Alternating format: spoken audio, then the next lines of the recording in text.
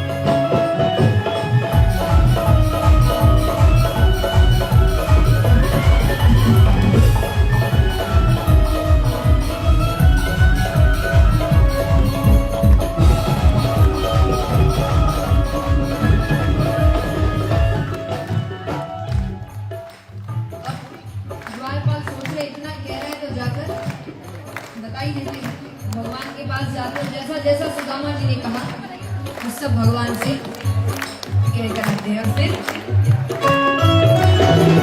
ये सुनते ही सोए चले आए मोहन, ये सुनते ही सोए चले आए मोहन, लगाया गले से सुदामा को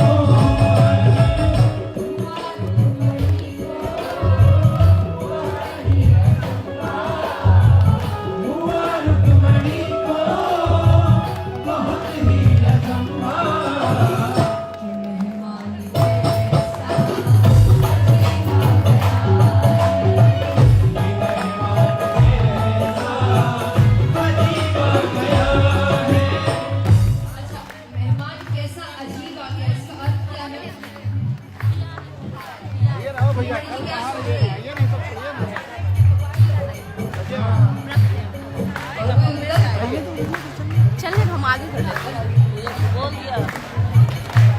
इसीलिए पहले शास्त्र पढ़िए फिर टीवी में सीरियल देखिए। किए आए के माध्यम से देख रही है कि गरीब है भगवान की पत्नी है भाई वो। अजीब माने आज तक ऐसा होता आया है कि लोग भगवान के लिए भाग रहे हैं, भगवान के लिए रो रहे हैं। उनको लग रहा है कौन आ गया भाई इसको रखो जिसके लिए भगवान भागने जा रहे हैं। ये कौन सा अजीब आदमी आ गया जिसने भगवान को पीछे में सुला दिया। उनको इस बात का अचंभा है, इस बात का नहीं कि वो गरीब है, कितने ही भक्त भगवान के गरीब है। आए तो उनको फिर अचंभे ही होते रहेंगे। ठीक है,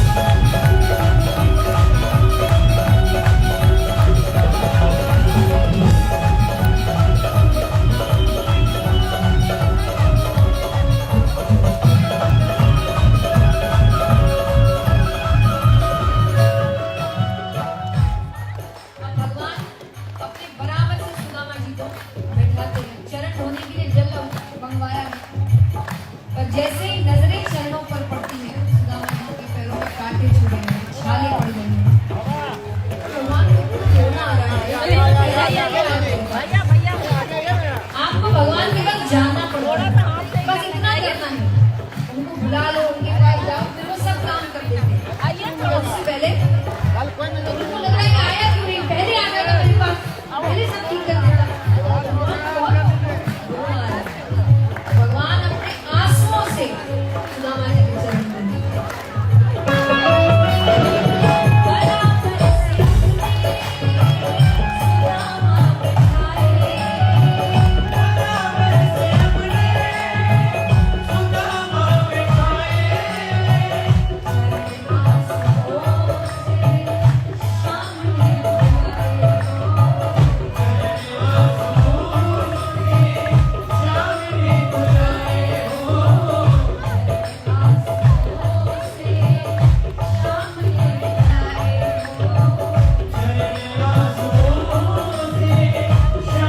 मेरी बेटी आपसे मिलना चाहती है, आ रही है।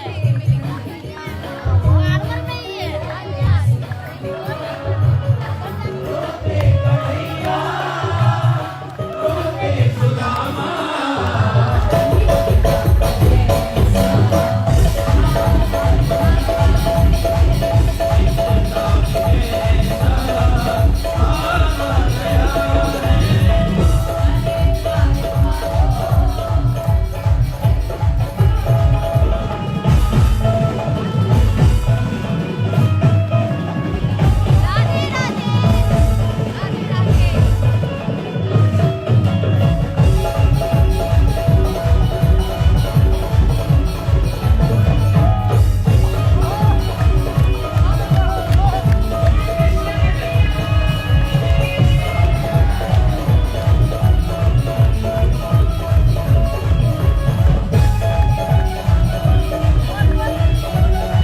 जय श्री राम, राधे राधे।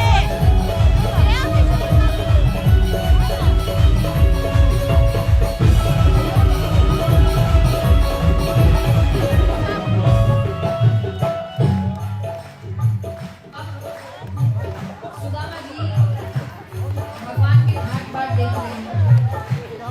इतने सेवक, थोड़ी देर में कोई आ रहा है, कोई माल ला रहा है, कोई सोने की वस्तु ला रहा है, चावल की पोटली का क्या महत्व है, राधे राधे। तो अपनी पोटली छिपाने लगते हैं। भगवान को पता है भगवान बार बार मुझे क्या लेकर आया है, दिखा मुझे क्या क्या लेकर आया है। तो सुदामा जी क्या करते हैं,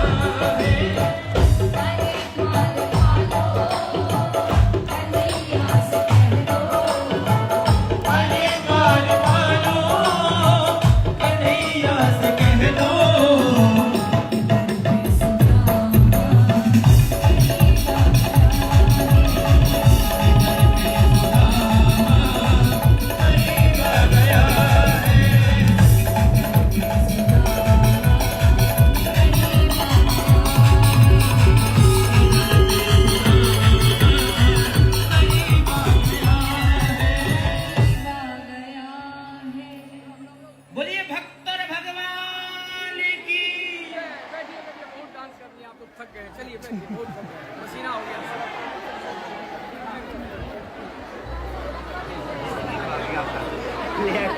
बंद कर लो, नहीं, इनको सुनाएंगे। बीच में डिस्टर्ब होना, बीच में करना मत चाहिए। हम ऐसे रखो। फोन कर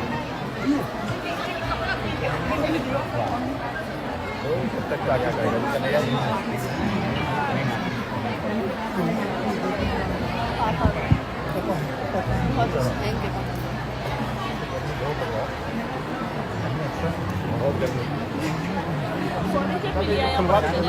कल जो है ना कल पूरा खुलवा देंगे। कल लगवा देना। हवा भी आना चाहिए। बोले कृष्ण कन्हैया लाल की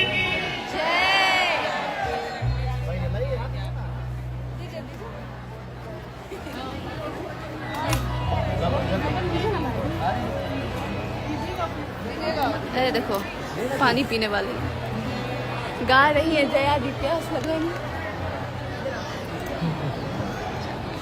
ये नहीं पिएगा भैया। बोली कृष्ण कन्हैया लाल की जय। आइए सभी शांति से बैठ जाएं।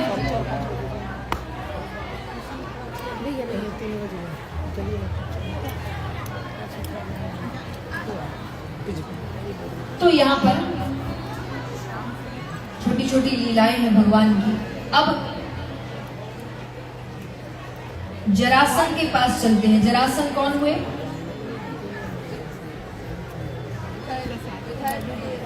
कल बताया था मैंने।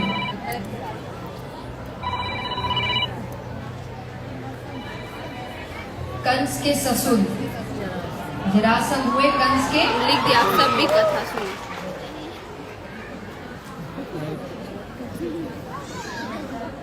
आराम से सभी से निवेदन है, प्रेम से बैठे, मर्यादा में बैठे।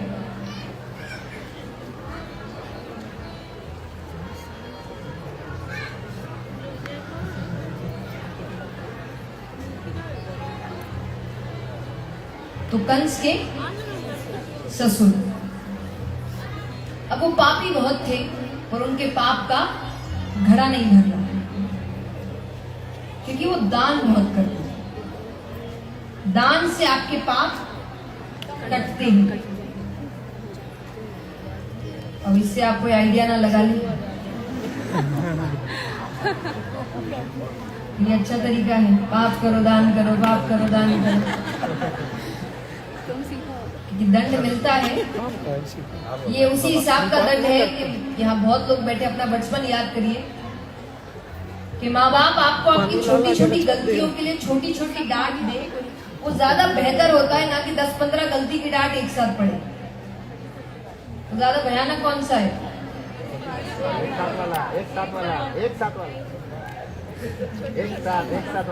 एक साथ वाली पड़ती है कि वो ज्यादा गुस्सा होता है ना। माँ बाप कुछ दिन से आपके आसपास घूमने लग जाएंगे, वो दम सब नोट कर रहे हैं, एक साथ बताएंगे, बच्चे की रूह वही कांप जाती है। तो वो छोटी छोटी डांट पड़ जाए, वो चलता है, क्योंकि चलते फिरते थोड़ा बहुत डांट दिया तो छोटे छोटे पापों के दंड मिलते रहे, वो चलेगा। पर एक साथ बहुत से दंड का पाप मिले, वो ज्यादा, बहुत से पाप का दंड मिले, वो ज्यादा खतरनाक होता है। तो यहाँ पर भी यही हाल है कि जब आप ऐसे रास्ते अपनाते हैं ना अपने पापों को काटने के लिए, कि भाई हम पाप तो करेंगे लेकिन इधर उधर का रास्ता अपनाएं, तो भगवान दंड देते हैं और एक साथ देते हैं। वही जरासंध में आप समझेंगे। तो यहाँ पे वो कोशिश करता, वो दान बहुत करता था, इसीलिए उसके पाप का घड़ा भर नहीं रहा, और बार बार आक्रमण। और इस आक्रमण में ना भगवान हार रहे हैं ना वो, लेकिन नुकसान किसका हो रहा है? प्रजा का, सेना का। हर बार की युद्ध में कितने लोग मारे जा रहे हैं। भगवान कह रहे ऐसे तो नहीं चलेगा। तो जिस चीज की ढाल लेकर ये बच रहा है, उसी चीज से इसका वध करेगा। तो दान करता है ना, दान के माध्यम से ही इसका अंत होगा। लेकिन वो दान केवल ब्राह्मणों को करता है। और भगवान पांडवों के साथ, अर्जुन है, भीम है, उनके साथ ब्राह्मणों का रूप लेकर जाते हैं। सुबह उठते ही दान करता था, और दान भी कैसा? जो मांगे, मना नहीं करेगा। तो जाते हैं, पहले तो अपनी मर्जी से ही वो कुछ दे। अगर सामने वाला कह दे कि नहीं भाई ये नहीं, ये चाहिए, तो वो दे। तो दान करने लगा। भगवान कहते ये नहीं चाहिए, बताओ फिर क्या चाहिए? बोले वचन, जो मांगेंगे वो ही दोगे, पीछे नहीं हटोगे। उसने कहा वचन की जरूरत नहीं, मेरा नाम नहीं सुना? मैं किसी को मना नहीं करता, जो मांगना है मांग। भगवान कहते नहीं, वचन पहले, हमें वचन चाहिए। उसने कहा मैंने वचन दिया, लेकिन अभी भी कहूंगा वचन की जरूरत नहीं है। अरे तुम ज्यादा से ज्यादा मुझसे क्या मांग लोगे? बताओ, एक राजा से सबसे ज्यादा क्या मांग सकते हैं? राज्य, सब कुछ उसी में आता है। तो वो कहे ज्यादा से ज्यादा मुझसे क्या मांग लोगे? मेरा राज्य मैं दे दूंगा। आपको लग रहा होगा ना कितना तो अच्छा आदमी है। वो कहे ज्यादा से ज्यादा मुझसे क्या मांगोगे? मेरा राज्य मैं दे दूंगा, क्योंकि मुझे मेरी शक्ति पर इतना भरोसा है, सुबह तुमको राज्य देकर शाम को युद्ध करके वापस ले लूंगा।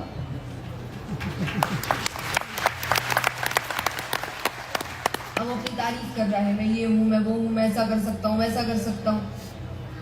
अर्जुन आए हैं भगवान के साथ, और अर्जुन का प्रेम भगवान से इतना है कि उनके सामने तारीफ किसी और की हो ये उनको सहन न हो। तो क्रोध में आकर अर्जुन ने कहा, जितना कहा जाए उतना ही करो। जो कहा उसमें इतनी बड़ी बात नहीं है, पर जो हाथ दिखाया ना उसमें गलत कर दिया। 4 वर्ण हैं, कौन कौन से बताओ? क्षत्रिय, शूद्र, ब्राह्मण, क्षत्रिय, वैश्य, शूद्र। शूद्र। ब्राह्मणों का कार्य क्या था? पूजा पाठ करवाना। वो तो ज्यादातर अब हो गया है। शिक्षा, गुरुकुल। उनका सबसे पहला कार्य था शिक्षा।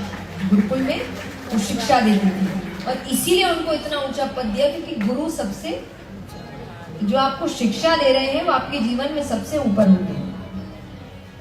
क्षत्रिय का कार्य क्या था? युद्ध करना, रक्षा करना, वो आपके रक्षक थे।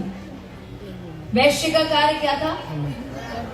व्यापार करना। और शूद्र का कार्य था सेवा करना। अब ये सिर्फ अपने लिए काम नहीं करते थे, यानी 4 वर्ण कारणों से बनाए गए थे, कर्म अनुसार बनाए गए थे। तो ब्राह्मणों का कार्य था ध्यान देना कि शिक्षा की कमी कहीं नहीं होनी चाहिए, सब शिक्षित होने चाहिए। इसलिए द्रोणाचार्य जब युद्ध के समय भगवान से कह रहे कि मेरे साथ ही गलत, तो भगवान ने एकलव्य की बात भी कही, ये आपका कार्य नहीं था, आपका कार्य था सबको शिक्षित करना, भेदभाव नहीं करना शिक्षा में। तो उनका कार्य था शिक्षा हर किसी को मिलनी चाहिए। क्षत्रिय का कार्य था रक्षा सबकी होनी चाहिए। वैश्य का कार्य था व्यापार इस प्रकार हो कि धन का संचार हर जगह अच्छे से हो। और शूद्र का कार्य था सेवा सबकी होनी चाहिए। फिर मैं कहूंगी आगे जाके हमने चीजें खराब की। भगवान कोई चीज गलत भावना से नहीं बनी, पर उस वक्त हर कोई अपने अपने कार्य को ही करता था। तो जो क्षत्रिय थे वो बाण चलाते थे, प्रत्यंचा चढ़ाने की वजह से हर क्षत्रिय के अंगूठे पर एक निशान होता था, तो केवल क्षत्रिय के होता था।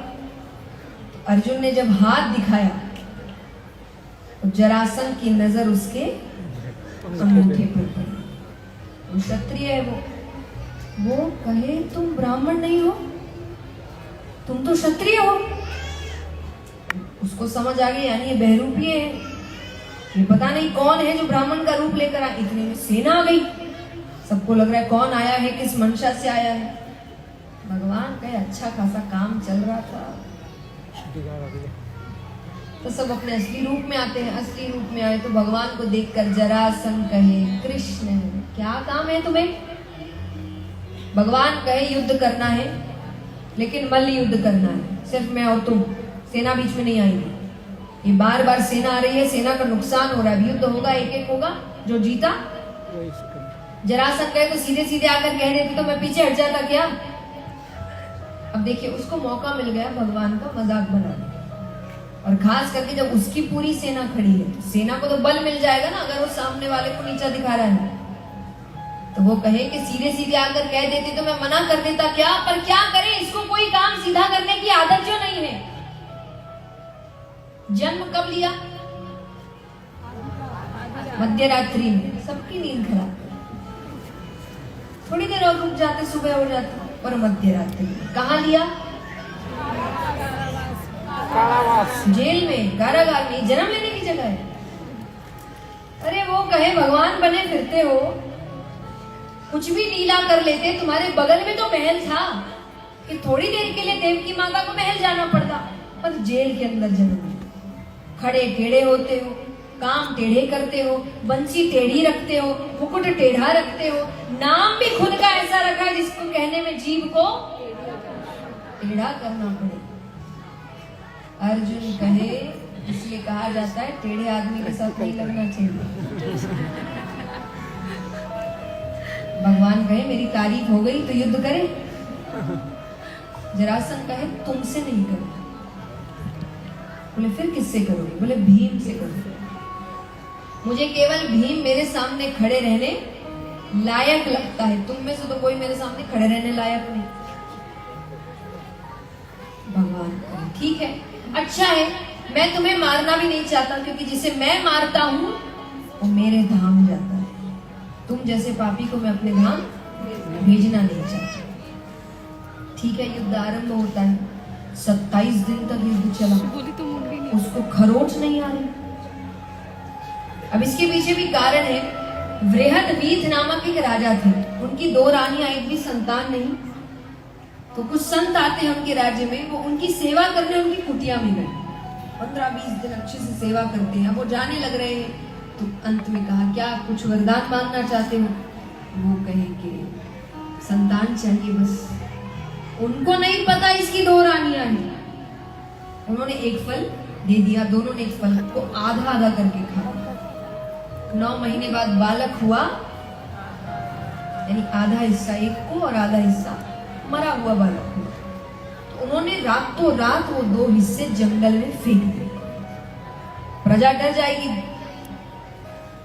वहम बहुत होता है ना लोगों में, क्या हो गया, राजा ने जरूर कुछ गलती करी होगी, वरना भगवान ऐसा।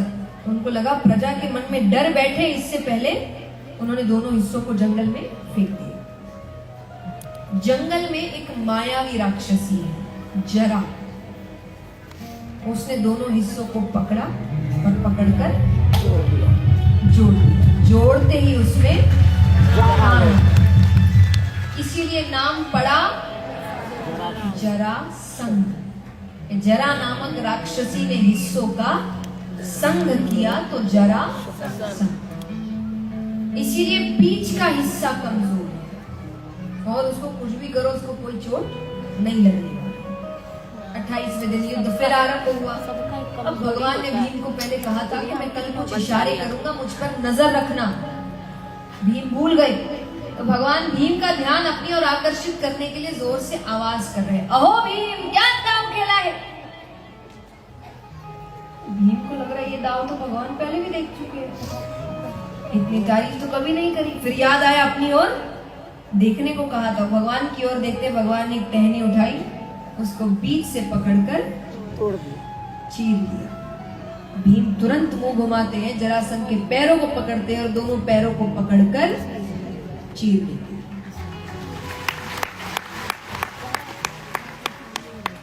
चीर दिया, वो फिर जुड़ गए। भीम फिर और भगवान की ओर देखे। भगवान कहे पहले ही पूरा देख लो, जैसे आपको ताली बजाने की जल्दी, भीम को सर घुमाने की जल्दी, ये पूरी बात सुनना नहीं है। तो भगवान ने फिर टहनी उठाई, उसको बीच से चीरते हुए 2 विपरीत दिशाओं में फिर वापस आमने सामने नहीं आने चाहिए। तब भीम ने पैरों को पकड़कर चीरते हुए दोनों को 2 विपरीत दिशाओं में।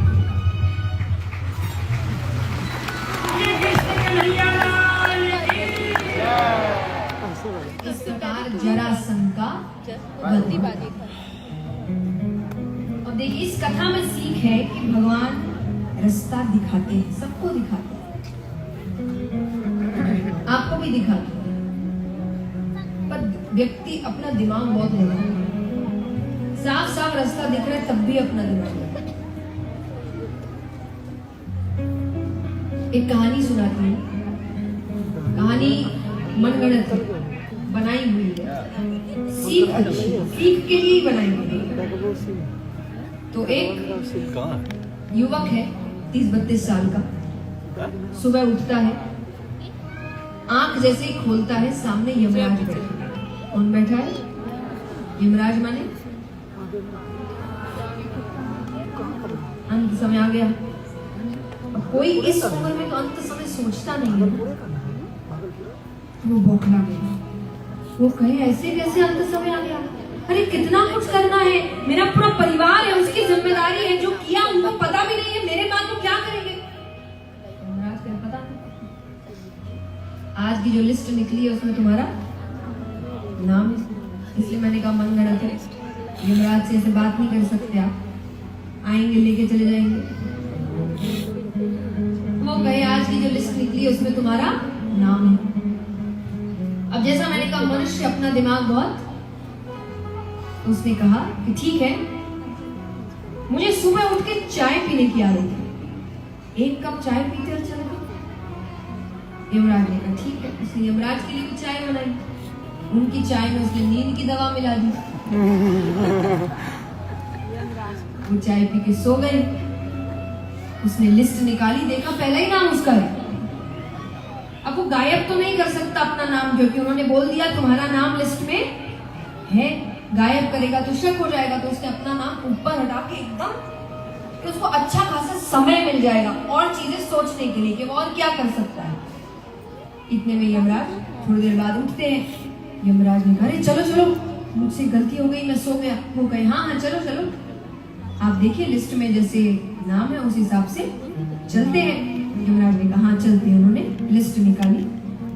फिर यमराज कहे कि मैं जहां भी जाता हूँ लोग मुझे गालियां देते हैं, कोसते हैं, लिस्ट उल्टा दी, तुम पहले हो जिसने मुझे चाय पिलाई, लिस्ट उल्टा दिया, तुमने मेरा स्वागत किया, तो आज तुम्हारे लिए लिस्ट उल्टा। मैं अपनी लिस्ट ऊपर से ना शुरू करके हरे कृष्ण कन्हैया की आगे में लिखा है वो कैसे हो रही है।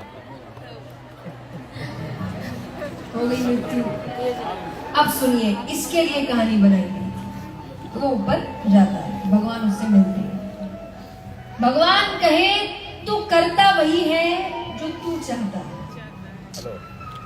कि तू करता वही है जो तू चाहता है, पर होता वही है जो मैं चाहता हूं।